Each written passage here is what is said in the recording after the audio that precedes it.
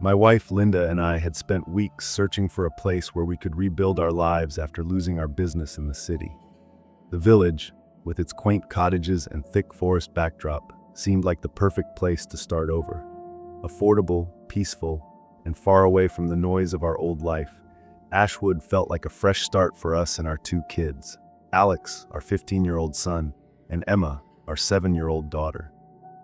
Our house was modest but cozy. It had a small garden in the front, a backyard that bordered the woods, and enough space for our family to live comfortably. Buddy, our energetic golden retriever, immediately took to the place, dashing around the yard. The first week passed uneventfully. Linda set up the house while Alex and I ventured into the village to buy groceries and essentials. The villagers were polite but distant. They answered questions with the bare minimum and avoided eye contact. The atmosphere felt off, but I chalked it up to the reserved nature of rural communities. Emma spent her days playing with Buddy in the yard, her laughter echoing through the otherwise silent neighborhood. By the second week, we'd settled into a routine. Mornings began with Linda tending to the garden, while Alex and I ran errands. Afternoons were spent together as a family, sharing lunch and playing games to lighten the mood. Evenings were quiet. The streets emptied by 7 p.m. sharp, and the village took on an eerie stillness. I once joked to Linda that it felt like a ghost town after sunset. She didn't laugh. One night, we were all gathered in the living room, playing cards. The fireplace crackled, filling the room with warmth. Emma giggled as she teased Alex about losing yet another round. It was one of those rare moments when everything felt normal, until Linda called out to Buddy for dinner. Buddy, come on, boy, She called, her voice carrying through the open back door. When he didn't come, she tried again. Buddy, dinner time. Still no response. Where's that dog? I muttered, grabbing a flashlight. I stepped into the backyard, scanning the area. The woods loomed just beyond the fence, their shadows stretching long and dark under the moonlight. Buddy, I called, my voice breaking the unnatural silence. But there was nothing. No rustling leaves, no barking, no sign of him at all. Linda joined me, worry etched on her face. He never goes far, she said. He'll come back. He always does. We reassured Emma, who was already on the verge of tears, and went back inside, leaving the porch light on in case Buddy returned. But as the hours ticked by, unease settled over us like a heavy fog. The next morning, Buddy was still gone. Alex and I decided to search the woods.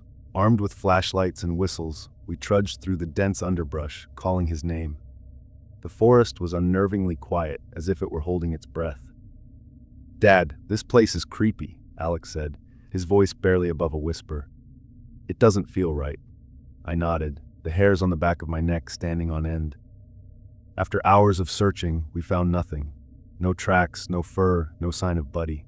Dejected, we returned home, only to be met with the same cold indifference from the villagers when we asked if anyone had seen our dog. It was Mr. Harlow, an elderly man who lived at the edge of the village, who finally broke the silence. "You're new here," he said, his voice low and gravelly. "You don't know what's out there." what do you mean? I asked, my chest tightening. He looked around nervously before leaning in. "There's something in these woods," he whispered. "Something that comes out at night. Animals go missing. People too, if they're not careful. Lock your doors, keep your family safe, and whatever you do, don't go outside after dark." Linda dismissed his warnings as the ramblings of an old man, but I couldn't shake the feeling that he was telling the truth. From that night on, I made sure every door and window was locked by sunset. A month passed. We'd settled into an uneasy rhythm, following Mr. Harlow's advice religiously. Life carried on, but the shadow of Buddy's disappearance hung over us. Then one night, everything changed. It was a little past 9 p.m. Linda and the kids were watching TV in the living room while I took a shower. Suddenly, I heard a knock on the front door. Linda froze. "Who could that be at this hour?" she murmured. Alex peeked through the curtains, but saw no one. "Maybe it's the wind," he said, though his voice betrayed his uncertainty. Hearing the commotion, I quickly dried off and joined them. Another knock.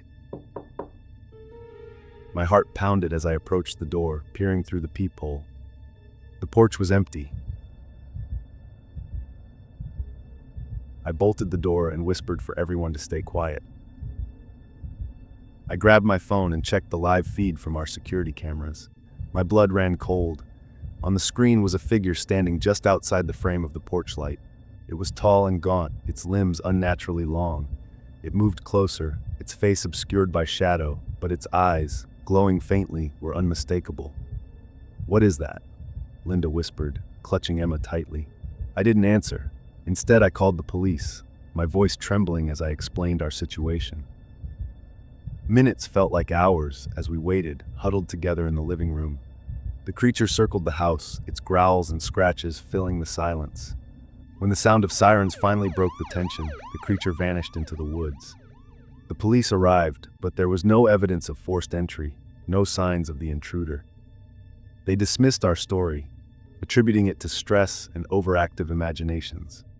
By morning, we'd made up our minds. We couldn't stay another night in that cursed village. As we packed our belongings, Mr. Harlow watched from his porch, a solemn expression on his face. As we drove away, Emma looked out the window and gasped. Daddy, I think I saw Buddy in rearview mirror. And for a split second, I saw them, two glowing eyes, watching us from the tree line.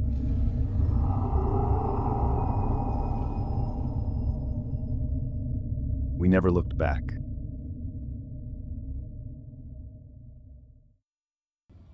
Before moving to the second story, make sure to subscribe to our channel and hit the bell icon to stay updated with our latest uploads.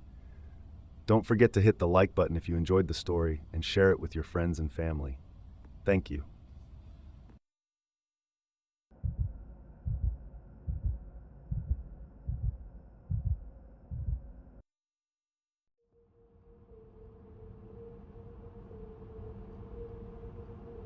It started as a simple weekend getaway.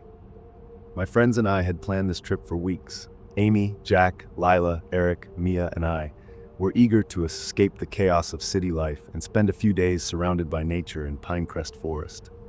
Known for its towering pines and serene lakes, the forest was a favorite spot for hikers and campers, though it had a reputation for being haunted. The locals whispered stories of strange disappearances and eerie sounds, but we dismissed them as exaggerated folklore. It's just a forest, we told ourselves. We arrived late in the afternoon and chose a spot by a quiet, glassy lake. The sun was setting, casting an orange glow over the water. The place was beautiful and eerily quiet, the kind of silence that feels too perfect. We pitched our tents in a clearing, gathered firewood, and prepared for the night ahead. Laughter filled the air as we roasted marshmallows and shared stories. None of us noticed how quickly the laughter died when the sun finally disappeared. It was around midnight when we heard the first sound.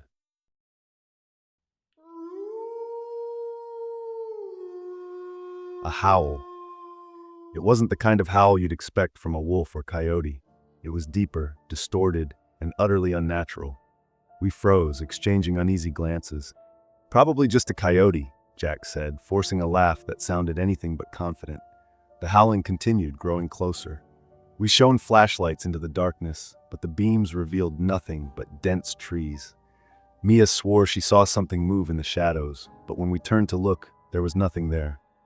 "Let's just get some sleep," Eric suggested, his voice a little too high-pitched. Reluctantly, we retreated to our tents. That night, as I lay in my sleeping bag, I could swear I heard whispers outside. Soft, unintelligible murmurs that seemed to blend with the rustling of the trees. I told myself it was just the wind, but deep down, I knew better. The next morning, Amy seemed off.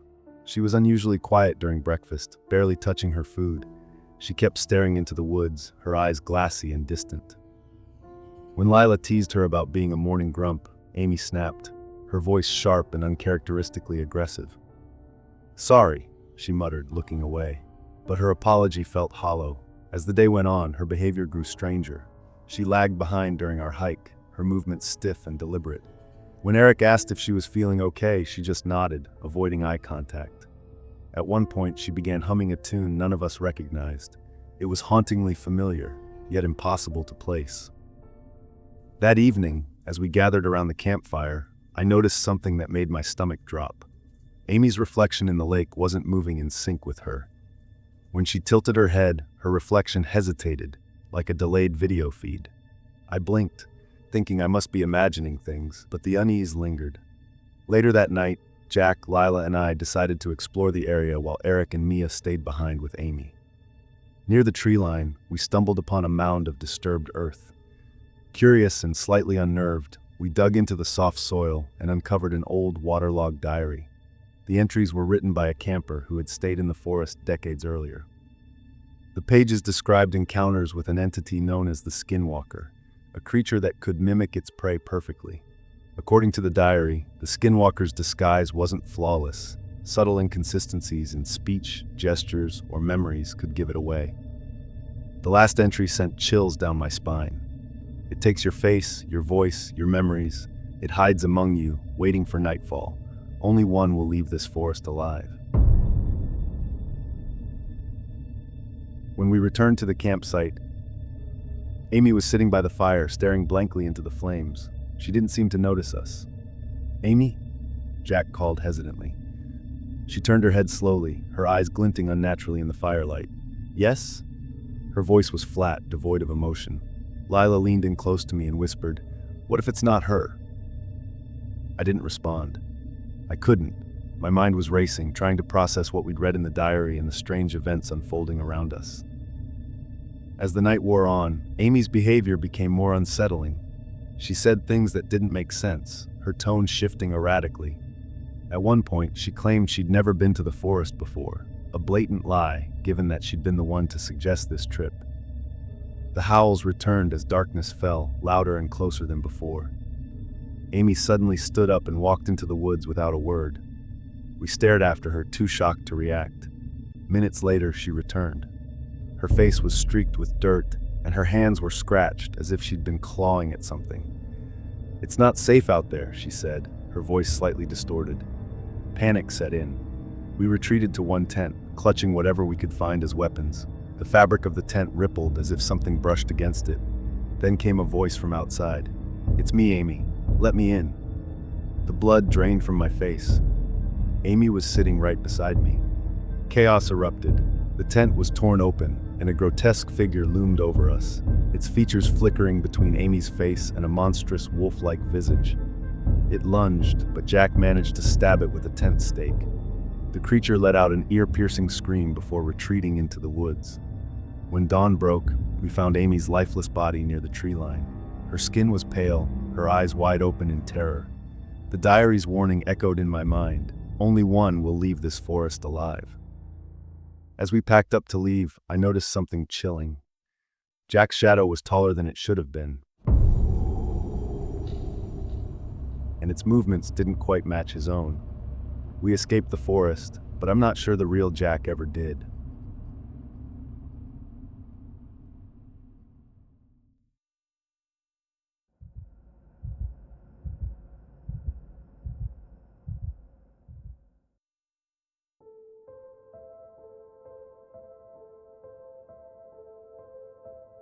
We'd moved to Ridgewood to escape the noise and chaos of city life. It was a quaint little town tucked deep in the woods, where mornings smelled of pine and nights were eerily silent. My wife, Laura, and I thought it would be the perfect place to raise our 3 kids. Sam, our 14-year-old son, and our twin daughters, Emma and Grace, who were 9. We even brought our old golden retriever, Rocky, who seemed to love the endless trees and open spaces. Our new home was a rustic cabin on the edge of the forest. It wasn't perfect, creaky floors, drafty windows, but it had charm. The kind of place you could picture in a storybook. Yet something about Ridgewood was off. The locals were polite but distant, always smiling but never talking much. The streets emptied out by dusk, and by nightfall, the whole town seemed to hold its breath. Laura joked that it was small-town charm, but I couldn't shake the feeling that the silence wasn't friendly. It started about a week after we moved in. We were in the living room on a chilly Wednesday night, playing cards. Sam was winning, Emma was pouting about it, and Grace was giggling at every little thing. Laura had just gotten up to make tea when the TV flickered, interrupting the cheesy sitcom we had on. A news anchor appeared on the screen, a woman with sharp features and a serious expression. Something about her face made my skin crawl. She leaned forward slightly, as if she were speaking directly to us. "This is an urgent announcement," she said.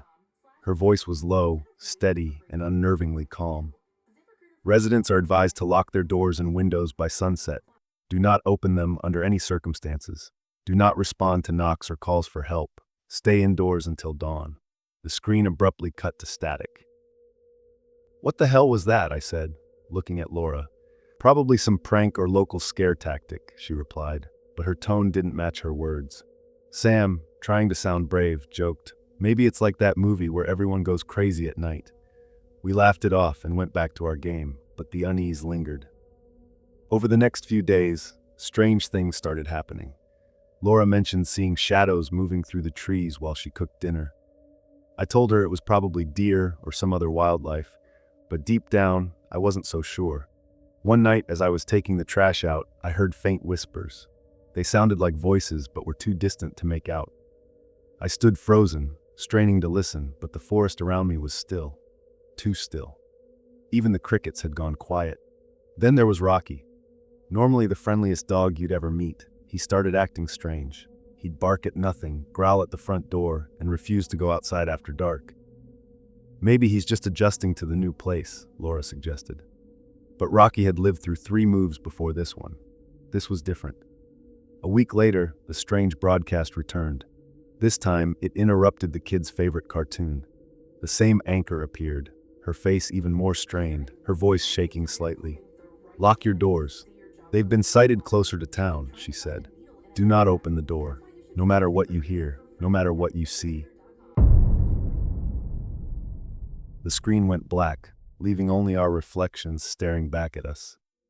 "Okay, this is getting weird," Laura said, turning to me. "Maybe we should ask someone about this." But who?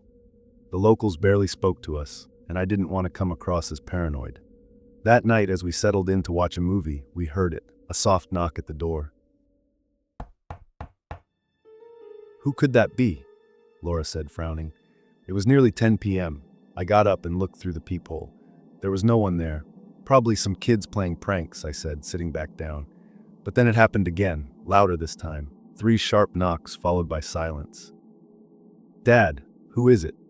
Emma asked, clutching Rocky's collar. The dog was growling low in his throat, his ears pinned back. "I don't know," I said, trying to keep my voice calm. When I checked the peephole again, there was still no one there. But as I turned away, I thought I saw movement in the corner of my eye. Something darting away from the porch.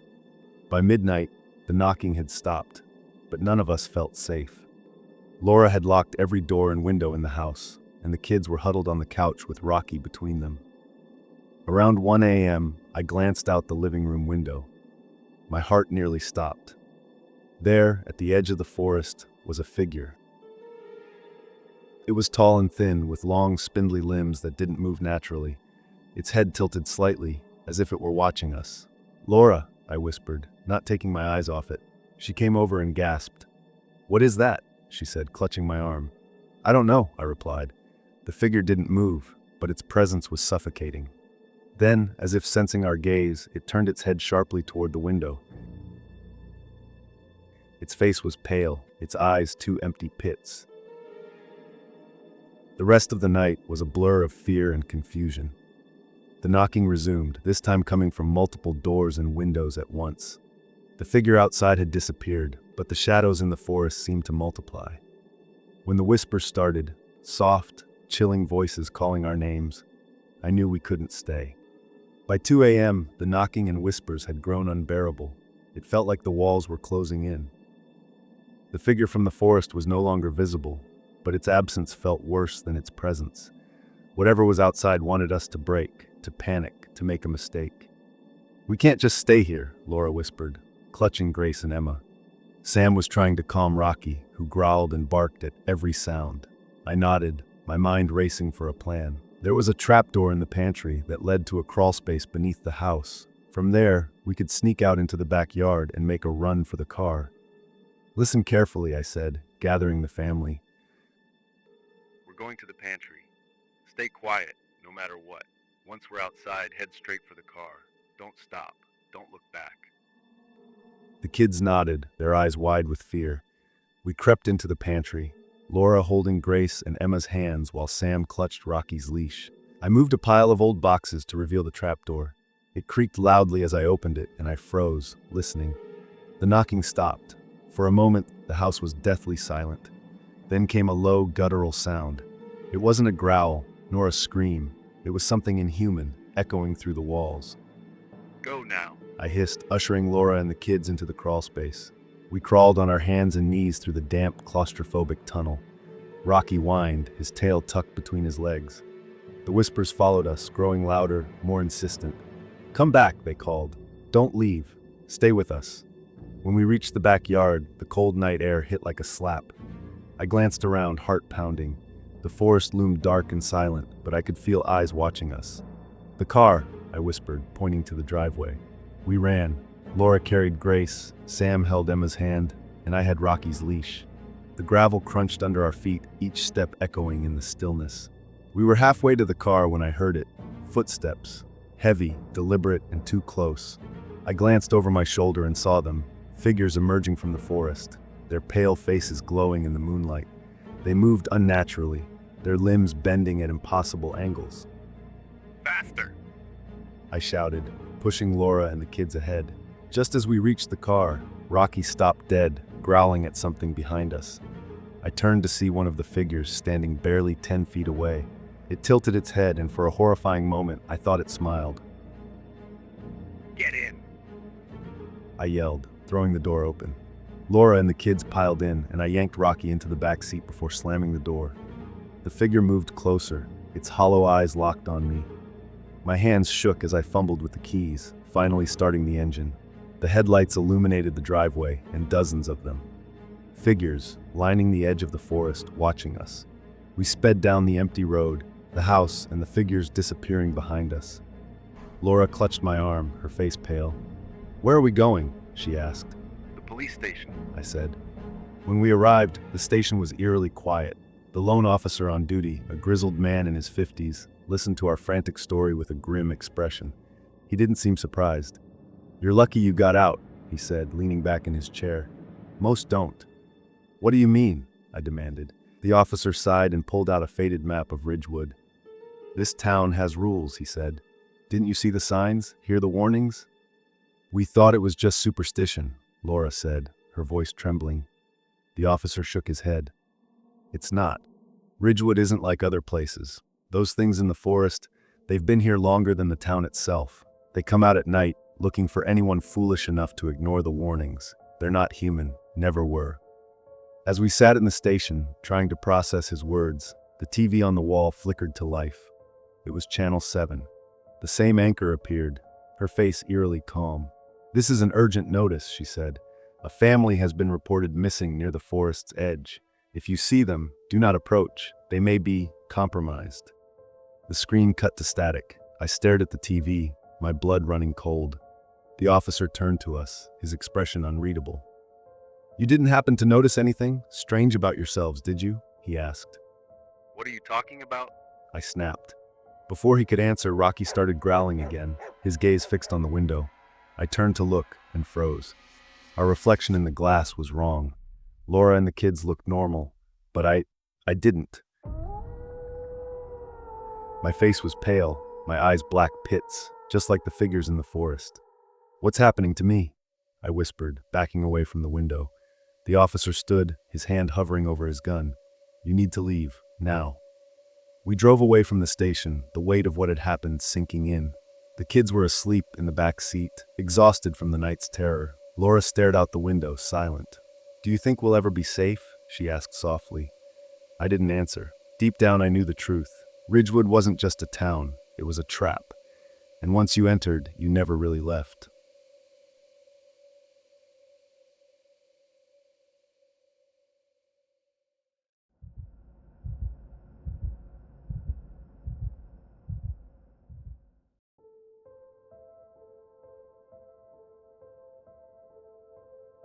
My name is Ethan, and I used to think I understood fear. I thought fear was losing my job, facing loneliness after my divorce, or watching my plans for the future crumble into dust. But those fears were nothing compared to what I've experienced in the last month. After the divorce, I needed a reset. My wife, ex-wife, I should say, and I had been together for 8 years. We met in college, built a life together, and eventually grew apart. The pressure from my job as a software engineer didn't help.